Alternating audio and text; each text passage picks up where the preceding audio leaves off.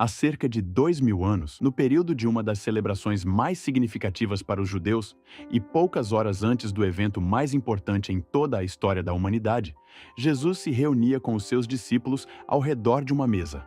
Ali, eles celebrariam a Páscoa.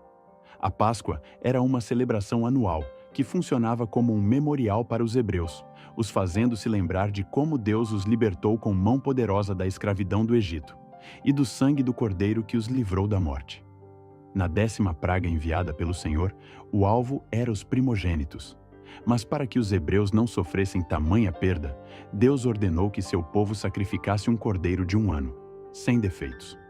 Ao passar o sangue deste cordeiro nos umbrais de suas portas, isto serviria como um sinal e uma garantia de que seriam poupados.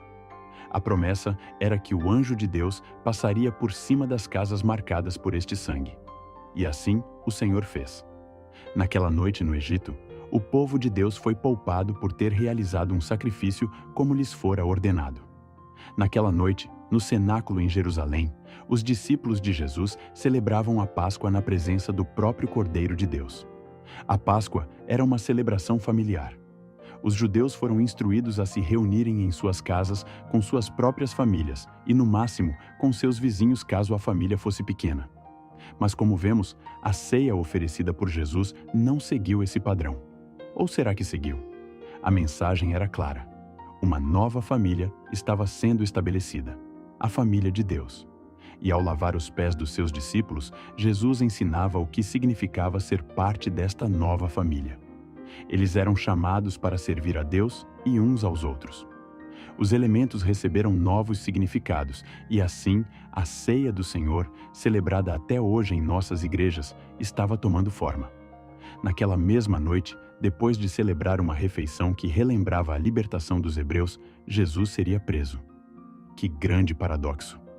Mas bem diferente dos cordeiros indefesos que eram sacrificados todos os anos, Jesus não foi uma vítima involuntária. Ele foi um sacrifício deliberadamente oferecido. Ninguém tirou a sua vida, foi ele quem a entregou.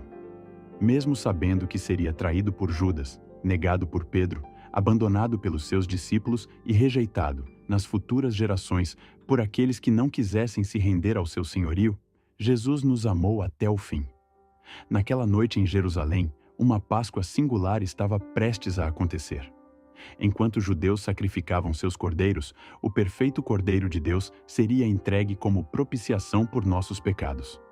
Muito mais do que sermos libertos de uma escravidão terrena por meio do sacrifício de Jesus, nós, o novo Israel de Deus, recebemos libertação espiritual. Nosso pecado já não nos aprisiona mais. Como o sangue nos umbrais das portas foi um sinal que poupou os hebreus da 10ª praga, o sangue de Cristo vertido na cruz é a marca da nossa liberdade. A Páscoa celebrada pelos judeus funcionava tanto como um memorial quanto como uma sombra. Como memorial, os relembrava da libertação do Egito. Como sombra, apontava para a vinda de Cristo. Hoje, a Páscoa, ou a ceia do Senhor que celebramos com maior regularidade, segue o mesmo padrão.